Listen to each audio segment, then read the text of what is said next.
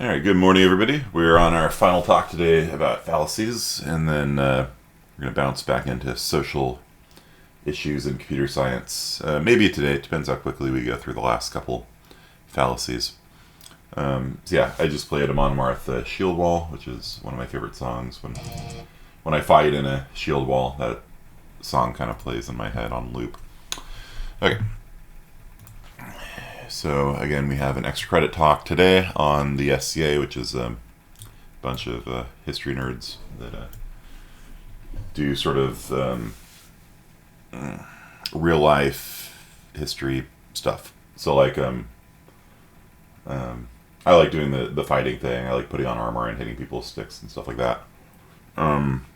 My sister's really big into weaving, and I took a class this last Saturday on historical board games, which is pretty fun, and we have all sorts of classes on embroidery and making soap, and brewing's a big thing. It's a lot of fun if you like history, and especially like medieval history. Like it's pretty cool. Historical board games, yeah. I played a board game called the Royal Game of Ur. So hold on.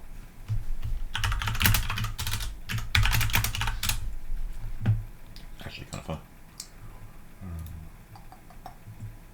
Yeah. So I played a board game that was 4,600 years old. It's kind of cool. It's kind of a little bit like backgammon, maybe. Yeah. Not a bad game. Not a bad game. It holds up. Yeah. Where do you find these things? I don't know. Go to the SCA and take a class on historical board games. They do it every war, at least. Okay. There's also Senate, which is about the same. It's also like 4,000 something years old. There's Roman games, Ludo, and then medieval board games like Nine Men's Morris, and Fox and Geese, and stuff like that. Fox and something. A class on war games, yeah. I teach gaming, you know. Like I have a class on game development. So it was actually, I took all the instructions and I got a copy of all the instructions and took them back so I can use them in my game development class at Clovis Community College. Yeah. So it's fun. I mostly focus on video game development, but we do board games too. How to make them. It's fun. It's cool. All right. So, and then music is a big part of it too. So, I'm not a musician, but I try to pretend to be one sometimes. Okay. So, appeal to ignorance. Let's do this. Appeal to ignorance. So, appeal to ignorance is when you don't know why something happens and you conclude something from it. Hopefully you guys can see why this is a fallacy, right? All right. I don't know how I got COVID. Therefore, it had to be Bob's fault. Well, I thought you just said you don't know how you got it.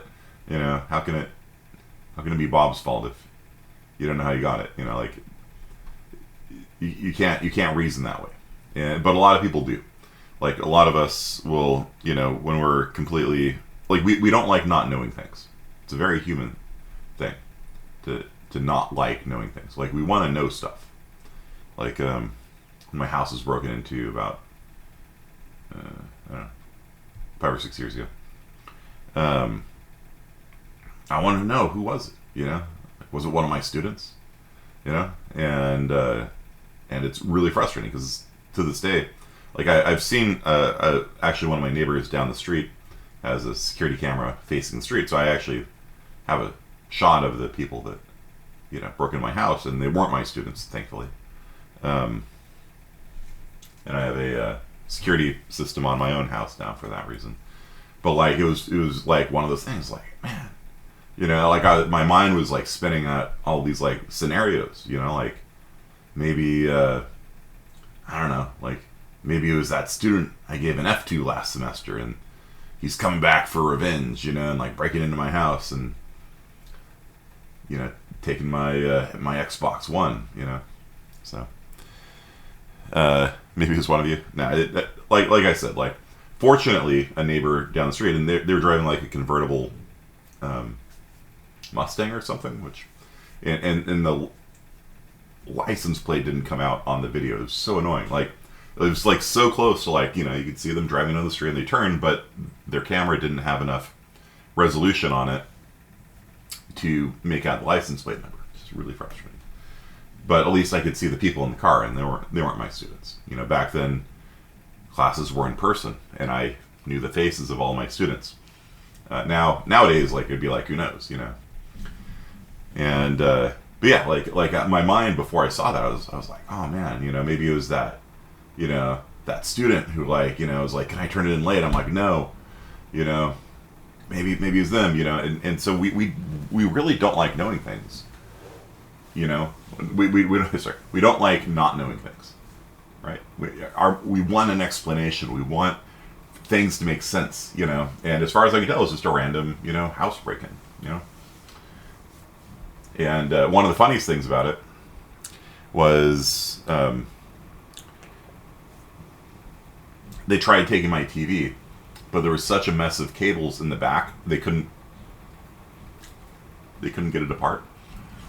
And so they just left the television. Like, you can see they were like trying to, this giant knot of cables, so mess for the win. The other really funny thing is they took my Xbox One and they left the Wii U. Because this was like back in the Wii U days, right? When did the Nintendo Switch come out? So this would have been probably, when was the release date? 2017. So yeah, it would have been like 5 or 6 years ago. This happened 2016, 2015. Yeah, somewhere in there. And so they took the Xbox One and they're like, the Wii U. Who wants a Wii U? And they just left it. You know, that was like the darkest shade I've ever seen cast on Nintendo. Like when people break into your house and they're like, nah, it's a portable system. Nah, it's not even worth my effort to like pick it up and put it in my pocket. You know, such the Wii U left untouched, just like that is in the stores. Yeah, that was kind of funny. The worst part though was my office here. They pulled in my closet. I've got all my tax receipts, all of my incorporation documents, all my stuff, and they pulled it all out looking for, I don't know, money or guns or something, and they just dumped all of my receipts for the past, like, I don't know, 10 or 20 years or something on the floor here. And I was just like, oh, you son of a bitch.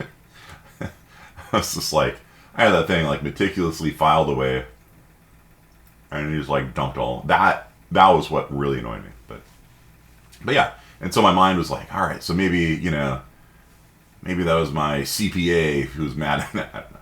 You know, they're like, screw you, and dumped all the, right? Like, we just don't like it's like, we just, who were these people? You know, like, And a very common example of appeal to ignorance is like, we don't know why the universe was caused, therefore it was God, right? That would be an argument a lot of Christians make, right? Like, science doesn't have an explanation for something, therefore God, you know, and that's not, it's not a valid form of reason. You know, if you don't know something, you don't know something, you know. You use your SCA fighting skills against them. Yeah, like, I mean, if they came into the house, like, I got a sword in my closet, you know. Got more than one sword in my closet, because, you know, I'm a history nerd.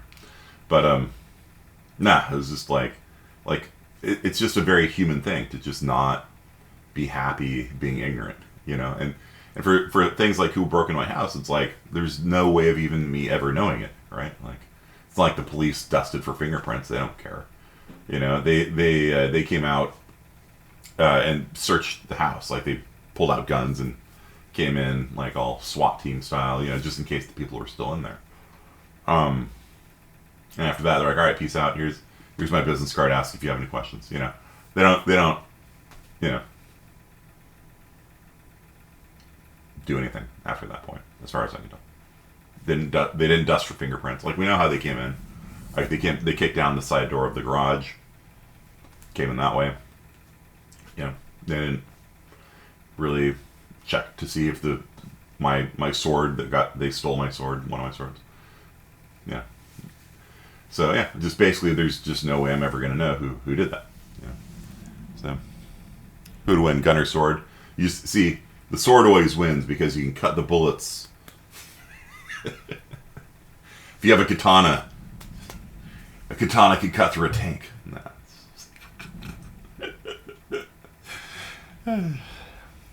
Yeah. Yeah, sword. Yeah. Super hot. Yeah. It's ignorance is bliss. Yeah, not in cases like this, because I'm just, because like for a while, like I said, like I was just like all paranoid, like, because to your brain it just makes sense. Like, it has to be somebody you know. No, it was just two random people. That's what it was. Sometimes random things happen to you. It's just like we don't know why Facebook went down, right? Last week, Facebook was out for a day, or was that this week? Is that Monday? This was last Monday. And so we don't know like why it went down. Like, Facebook, as far as I know, hasn't said anything about why it crashed. They've said it was a configuration error, but was it deliberate?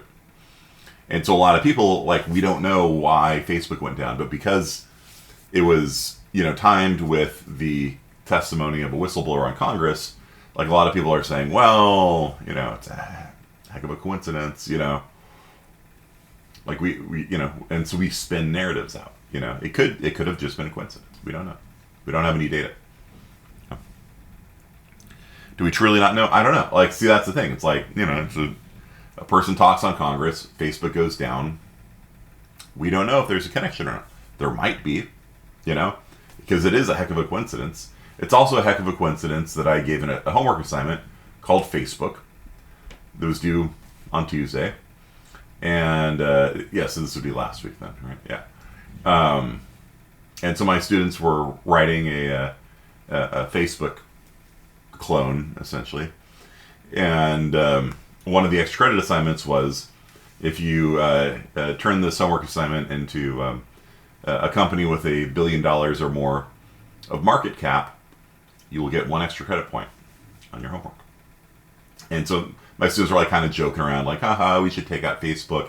And then Facebook goes down, right? And they're like, Carney, did you take out Facebook so we can get that extra credit point? It's like, no, it's just a coincidence. We just, humans don't like not knowing things. So, yeah.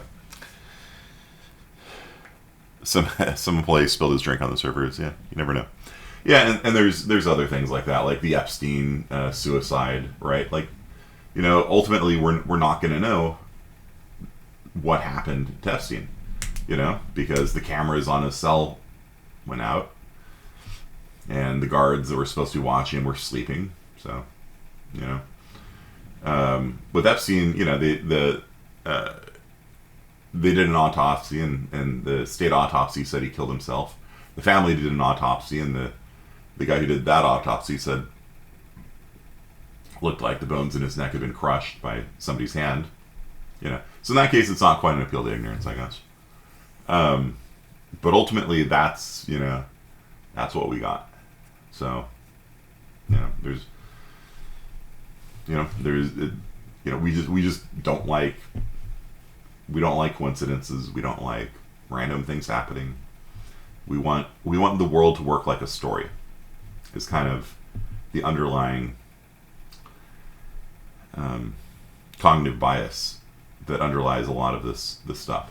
Because we want it to make sense. We want your housebreaking to be this epic revenge tale of a student that you wronged, by not letting them turn their homework in 3 weeks late, and then they're out for revenge and took my Xbox. No, sometimes random things happen. So, yeah. Okay, so appeal to ignorance has the form, I don't understand X, therefore Y. Okay? If you don't understand X, you can't reason from it. There's no conclusions you can really draw from it. All right?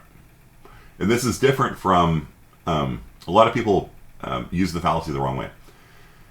If the person making the argument is ignorant, that's a completely different issue. Right? Like if I don't know what I'm talking about, like if I start pontificating on, I don't know, macroeconomics or something, some subject I don't know about, that's not an appeal to ignorance. That, you know, I could just be wrong. You know, appeal to ignorance is when an argument is of the form, I don't know why X, therefore Y. Okay? It's not that I'm ignorant, it's that I'm appealing to not knowing something and concluding something from it. Okay? Somebody stole your soda cup. Yeah, who was it? It was your nemesis, Barba. Your nemesis has been waiting in the shadows for 20 years. At one time, on the playground, coming for, and they see their moment, they take your soda can. Yeah. No, like sometimes just random things happen. Yeah. Somebody stole a bucket. Wow, a bucket. Yeah. One of my students a couple weeks ago had their bike stolen. They left their bike in front of their house for a couple minutes, and somebody walks up, gets on their bike, and rides it off. Yeah. Okay. That's called ignorance. Correlation is causation. This is a very, very common one. And so if you'll hear people just say correlation is not causation, because this is one of the principles of science. So correlation means two things go together. Okay. So for example, if you look at global warming, you know, the average anomaly, temperature anomaly, in other words, the average heat of the planet over time as it heats up. If you correlate that with a drop in piracy worldwide, you can probably find a correlation there. Because as the world is heated, there have been less pirates in the world. You know? That doesn't mean that global warming kills pirates. You know what I'm saying? You can...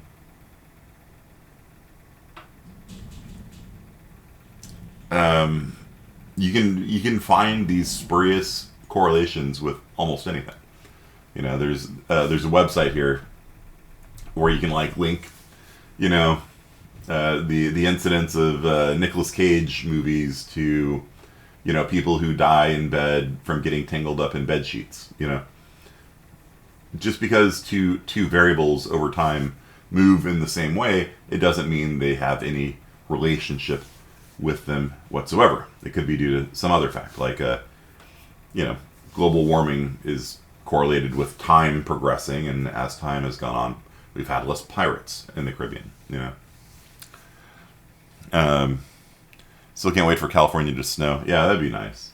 Like, especially if we could open up a few more ski ranges or something. That'd be really cool. Somebody's just stole an old bucket. That's just wrong, dude. Violent crime rates go up and ice cream sales go up. Yeah. It's the summertime, right? And so just because, you know, people are eating more ice cream doesn't mean that eating ice cream causes violent crime, right? And so the most famous example of when people made this fallacy was back in FDR's day, you know, back in the day. And they noticed that polio went up the same time that people eating ice cream went up. And so they said ice cream causes polio. And so they banned, you know, they're like ice cream causes polio, and people stopped eating ice cream because they're afraid it was giving their kids polio. Polio is a terrible disease. And the really scary thing about polio is that, like, most people that got polio didn't even know it. They're asymptomatic. It was actually a very common childhood disease, and it's kind of like coronavirus. Like, a lot of people get coronavirus and they don't know they have it. That's what made polio so deadly. But the other thing about polio is that if you get it as a kid, it doesn't do anything usually. The older you get it, the more likely it is you get paralysis and death. And so when people started doing hygiene, like cleaning up their houses and things like that, people stopped getting polio so much as a kid. So when they did get it, because it was infectious, it was much more likely to cause them to become paralyzed and have trouble breathing and die. So there was this big panic, and people were searching for explanations. And so they just noticed that polio would spike in the summertime, and people would eat ice cream in the summertime, and a lot of people get thrown out among us because of this fallacy. Yeah, that's fair, you know. And so they banned ice cream, or people stopped eating ice cream rather, and also they closed swimming pools because when do kids swim? Summer, and so they thought that swimming pools transmitted polio, and they didn't. So, you know, this is probably the most famous case of correlation is causation fallacy. But yeah, all you can do if you have some variable and it's going like this, and some other variable that's going like this with it, all you can do is say, that's interesting. You know, maybe there's a connection, and then so maybe it could be like a starting point for a study, right? Like, why are there more atheists in science, right? There's a higher proportion of atheists that go into, especially like the physical sciences and things like that. Why? A lot of the atheists would have it's because you know, we're more science-minded, we're better at science than Christians, or the other way around. Because we study science, we're atheists, because a lot of people will claim that the causation goes both ways, right? There's more atheists in science because atheists are better at science. And they'll also claim that there's more atheists in science because science causes people to become atheists. Because they look at the universe and they realize after looking at the universe there is no God somehow. I'm not sure how that works. But that I've been talking to a guy for the last 2 weeks online who's making that case. He's trying to say because these two things correlate, there is a causation there. And my whole point to him is like, it's correlation is not causation. You can't just say because two things go together, they cause each other. And especially not they cause each other both ways. You know, you have to do a study. You have to actually sit down and I don't even know how you do it with that case. Like, but normally you'd sit down and be like, all right, does ice cream cause polio? You take two groups of kids, feed one of them tons of ice cream, one of them none, have them be the control, and see which one of them gets more polio, right? Like, you have to, like, it's okay as a starting point for a study, because, I mean, it's fair, it's like, it's scary, it's, you know, like, all these kids are coming down and they're getting paralyzed and their legs don't work, it's like terrifying, you know, and you see this correlation, it's like, all right, well, let's study it, you know, and it's a valid starting point for a study, where you're like, all right, force feed these kids ice cream, let's get them fat, you know, these kids, sorry, no ice cream for you this entire summer, you know, you turn them loose and see which one of them is getting polio, and probably you'd find there'd be no difference, you know, you get 5,000 kids across New York, half of them you give ice cream to, half of them you don't. After the end of the summer, compare how many of them got polio, it's the same, okay, there is no causation. That's how science works. Okay, so correlation is a hint at causation. Yeah, that's a great way of putting it. Isn't it illegal to test on people? Okay, so remember we were talking about FDR's day? There was no such thing as medical ethics back then. You will be horrified if you read about some of the stuff from back then. Some highlights: the Tuskegee experiment, where for 50 years, the U.S. government deliberately let black men have syphilis without even telling them sometimes, and told them we would treat you, and they were giving them no treatment just so they can measure the progression of syphilis. You know, and did them being black have something to do with it? I don't know. Maybe there was racism back then. Who knows? And yeah, horrifying. Absolutely horrifying. They just let them. A lot of them went blind. You know, horrible. And then their wives were infected with syphilis, and their kids, and they knew. And there was a treatment. There was penicillin. They could have cured all of those men of syphilis, and they didn't, because they wanted to see how it screws up your body. Horrifying. Absolutely horrifying. That was the case that caused us to now have what are called IRBs, independent review boards, where if you're going to do human experimentation, you got to get a group of 5 people to sign off on it first. Okay. Other great experiments. Let's switch out people's morphine for water and see if they notice. And they didn't. Placebo effect was very strong. Operation Sea Spray, when the U.S. government sprayed biological weapons over San Francisco to see what would happen. You know? And some people died from it. You know? It sounds like conspiracy theory stuff, but it was just, you know, that's what happens in the world with, you know, when you don't have ethics, right? Like, you know, when we talk about these different ethical theories, like most of these things would be wrong under all of those ethical systems. And these ethical systems were not embedded in the way we did business. Science, especially back then, was just like, we're going to do science, and you philosophy people, you can be over there and do ethics, and there's no connection.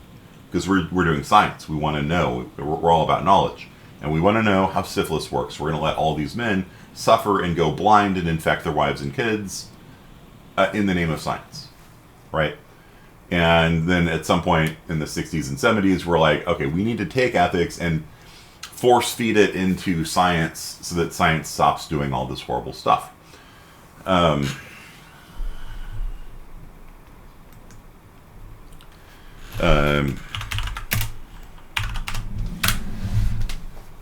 So if you haven't heard of Unit 731 before, I apologize. It is one of the darkest chapters in human history. Japan, World War II, could have used some ethics, right? So they did horrible experimentation on civilians in China, including chemical and biological warfare, right? Where they would spray diseases on Chinese towns and let the people die. They've killed up to, 500,000 people. Okay. And this is the kicker. The researchers were given immunity by the United States in exchange for their data on human experimentation. So whereas, you know, the Nuremberg trials were like Nazis, hell no, and chop their head off. Boom. You know, let's execute all these Nazis at the Nuremberg trials. The people who did the absolute worst things in the, Japanese side of the world, of the war, we will save your life in exchange for you giving us all this information on biological warfare. So,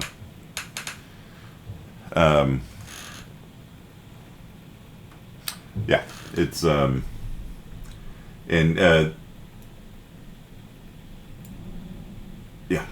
and so Operation Paperclip was how we brought over Nazi scientists into NASA, right? And so the Nazis had the best rocket technology. They had the V1 and the V2 rockets. They were radio controlled, even cruise missiles that they were attacking London with. And so you might think we would be like, all right, let's execute those guys for war crimes. Oh, no. They're forming NASA. So 1,600 German scientists were exfiltrated from Germany. And the Russians did the same thing, right? The USSR did their part to get as many Nazi rocket scientists into the USSR because they had the best rocket technology. This was the basis for the Cold War nuclear program. And so, coming back to this, nowadays, a lot of human experimentation is unethical, right? So sometimes you can't even, sometimes it's just too hard to test, right? Like it's because it's not ethical to test it. Let's try not giving people medicine, it's too unethical. So sometimes you can't test it anymore. Back in the day, people were like, ethics, didn't take that class, don't know what you're talking about, sorry.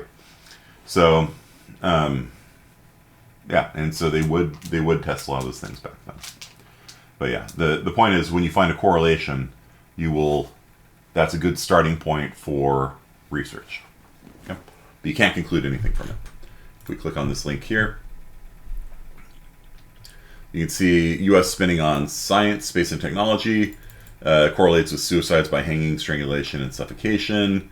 Number of people who drowned by falling into a pool correlates quite strongly. That's a R value of 0.6, which is this is a very strong correlation. That's a 0.9 R factor. Um, so that's a not a strong correlation, but you can see that clearly we need to promote pool safety in America by stopping Nicolas Cage from making movies, right?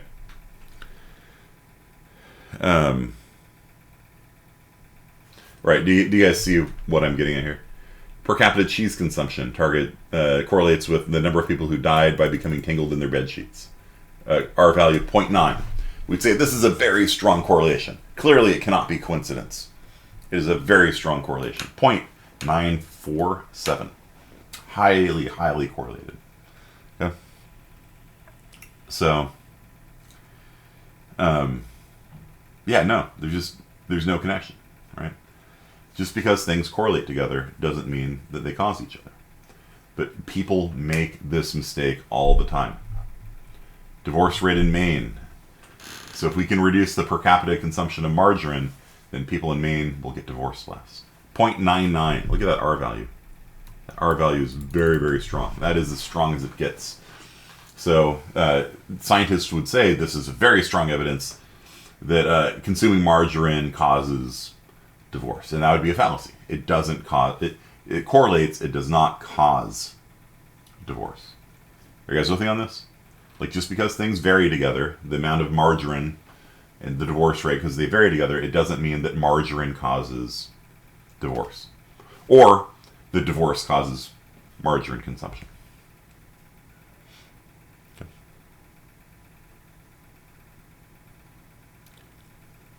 Evidence is right there. Yeah, I don't know. And okay, let me tell you something really sad. Fannie Mae, which is the country's largest purchaser of home mortgages, most of the time when you buy a house, you get a mortgage from the bank. The bank sells your mortgage to Fannie Mae. And so Fannie Mae actually owns most of the mortgages in America. They state before Congress that the reason why we need to keep Fannie Mae around is because it promotes home ownership. And people who own homes have more money. Right? Do you guys agree with that? People that own a house tend to have more income than people that don't own homes. Would you guys concur that that is in fact the case?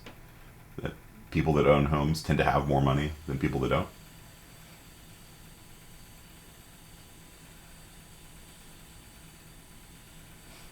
People on Discord that are having fun? Yeah, I mean, it makes sense, right? Like, you know, if you can't afford a house, like, you're not going to have a house. So, what Fannie Mae has testified before Congress about is that we need to get more people into home ownership because that will cause their income to rise. Because home ownership, you see, correlates with income. So if we can get more people into homes, owning homes, their income levels will go up somehow. And that was one of the causes for the big housing bubble about 10 years ago. It wouldn't affect your income. You're absolutely right. It wouldn't affect your income. But that's what they claim. Because they're correlated, you had these people at Fannie Mae testifying before Congress prior to the housing bubble collapsing that one of the reasons why Congress needs to try to push more people, a lot of which couldn't afford their homes, why we need to push more people into home ownership is because if we do that, their income will go up and the country will become more wealthy. And so we started doing subprime mortgages a lot more, getting people who were very marginal that probably couldn't make their payments. We're trying to get more of them into houses because that will make their income go up somehow. Because they correlate. Crash the world economy.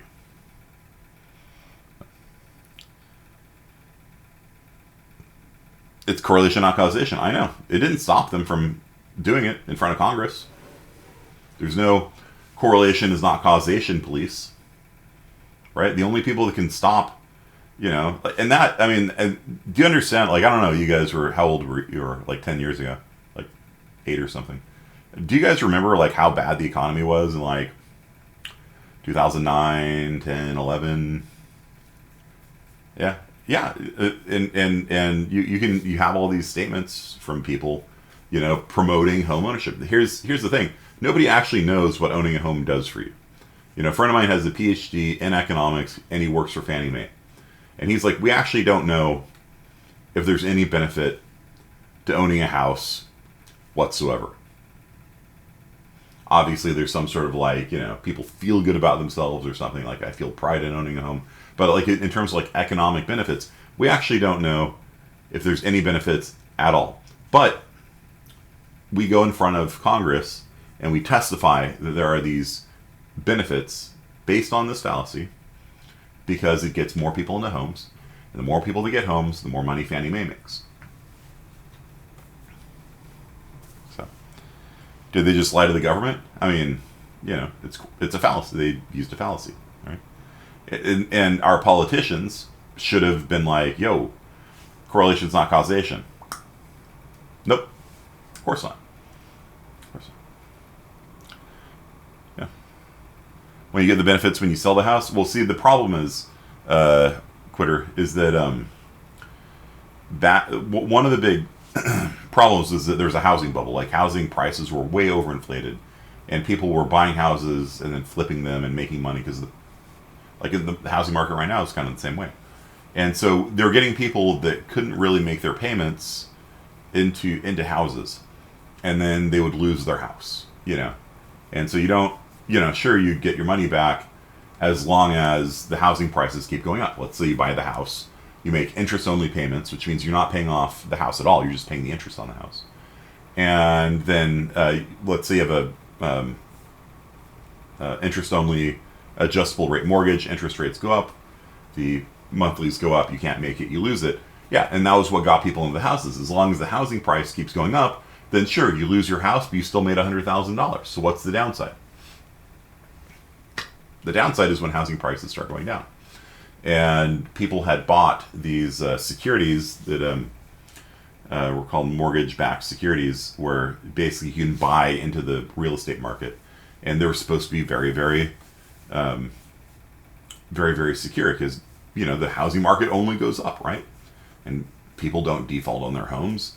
And so all these securities, which were essentially allowing you to buy into the entire mortgage economy, were considered very safe investments. They were given AAA risk investments. And then all these people started defaulting on their houses because once the price of the house goes down, if you're interest only, you have absolutely no reason to stay in that house. Right? If you're let's say you bought a house at $500,000 and you've paid off nothing on it because they allowed no money down and interest only. So you can get into a house and just pay the monthlies on it like you're a renter. If the value of the house drops from $500,000 to $400,000, you walk away from the house and you stick it to the bank. Now the bank just lost $100,000. Okay, and so my neighbors 2 doors down, they were doctors that worked for the state of California, and they walked away from their loan because their house went underwater. The value of the house dropped so much they walked away from it. And so we started getting all these houses on the market of people just nobody can buy them because nobody wants to buy it because the housing price is going down, and the whole thing collapsed and it took out the world economy because of this fallacy. In part, there's a lot of things that went on, but in part because of this fallacy. So how can you walk away from the house? You're just I don't want it anymore. It's yours now. The bank forecloses on the house, and then the bank tries its best to sell it, but nobody's buying. And so the bank, we're running out of time. But the house now is worth over twice what it was, what the bank was selling it for. Yeah. Very, very common thing in science even. You'll see in science, they'll just talk about correlation values and imply from that there's a causation. Those R values you saw, that's a standard statistical technique. How much do you think 2 things correlate with each other? Common. Yeah.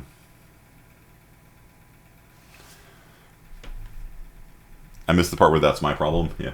Well, Fannie Mae, went into receivership, I think, 10 years ago. So it eventually took them out, But the U.S. government bailed out Fannie Mae because we can't have Fannie Mae go under. They're too big to fail. So the U.S. government just essentially took it over, sort of.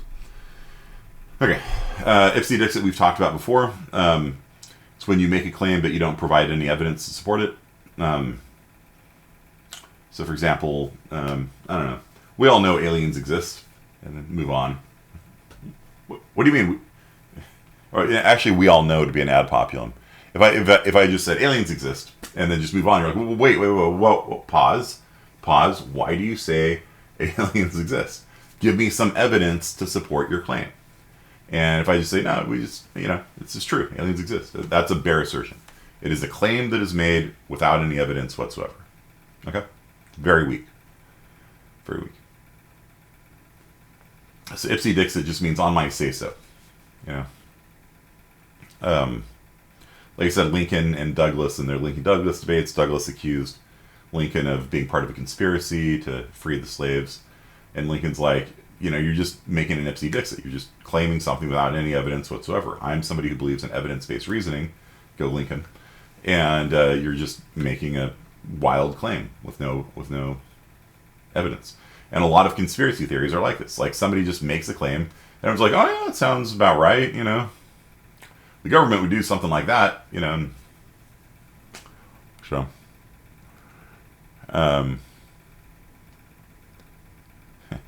yeah, see, Ashley. Right. So, yeah, like I said, I've been debating this guy for the last couple weeks, and one of the claims was made is that scientists are more likely to conceal if they're religious. Do we know this? I don't know. It just seems like a hunch to me. I don't know. So the person that I was talking to just made a claim and has no evidence. Do you have any evidence to support the fact that scientists would, hide the fact they're religious? No. Just guessing. Just guessing. That's all an ipse dixit is. So I'm just guessing. I don't have any evidence. I'm just guessing. Okay, hand waving. Talked about this last Wednesday. It's when you provide very weak, vague evidence. If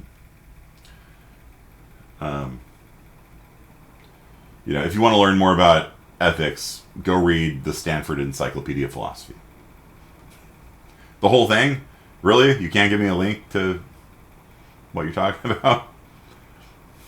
Could you provide an actual link to the actual thing you're talking about? No, just read all of Wikipedia, and you'll see that I'm right.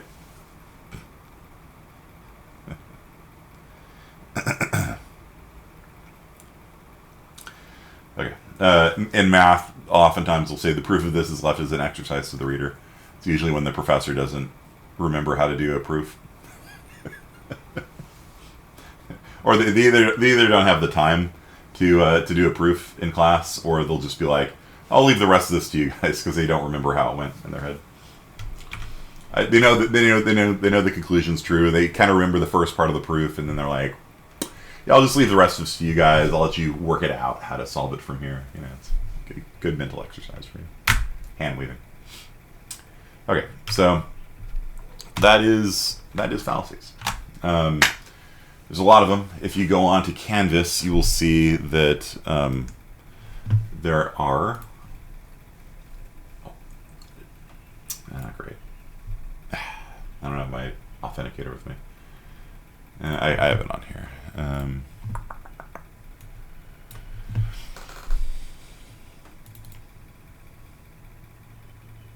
Okay, so there is a fallacies cheat sheet. And the fallacies cheat sheet has a description and an example of every fallacy in this class. There are a few more, but we've been doing fallacies for like over a week now, and I want to move on to something else. So, appeal to personal incredulity is similar to appeal to ignorance.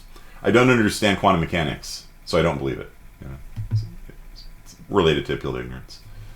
Yeah, but all the things we talk about, straw man, circular reasoning, they're all in here. And so I recommend students print this out and study it before the next midterm, which is coming up in a couple weeks. 3 more weeks, something like that. Okay. So yeah, this is probably worth reading over. Yeah, there's 2 midterms and then a final. There's 2 midterms and a final. Let's see. There's also this thing called the Bad Argument book, which is kind of an illustrated guide to some of these fallacies. Argument from consequences. Well, if we got rid of our cows, then we will have to walk everywhere, and that would be terrible.